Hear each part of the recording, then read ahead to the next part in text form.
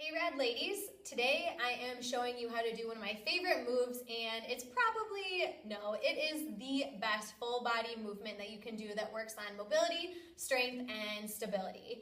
This Turkish Get Up is not recommended if you have a C-section or diastasis because it puts a lot of internal pressure on your core going from the bottom up, but you can practice going from the top down, which I'll demo in a second.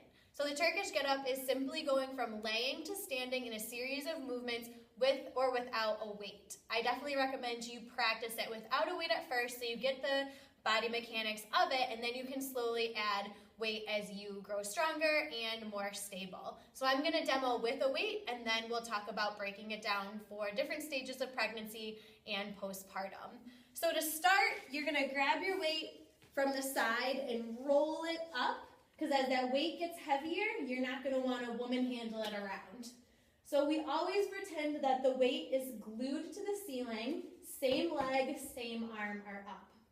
Our first move is a nice powerful drive to our elbow and then to our hand. Our hand can slide out to make room because we're going to get our hips up and get this leg under. Coming up to proposal stance, we then stand up. Then we're going to reverse it. So nice big proposal stance, watching the weight, hand goes down, leg comes out to glutes, to elbow, back down to the ground. To switch sides, we pull it in nice and close and roll it over. If we're finished, we roll to our sides to put it down and then push with our hands back up to sitting, which is also a great way to get up from laying if you're pregnant or postpartum. It really saves your core versus sitting up. So if you are in your first and second trimesters of pregnancy, you can definitely practice from laying to standing. You shouldn't have any problems. I would highly recommend practicing without weight first so you get a good feel, like I said before, and then slowly add weight. You can start with 10 pounds. That gives a good feedback for the movements.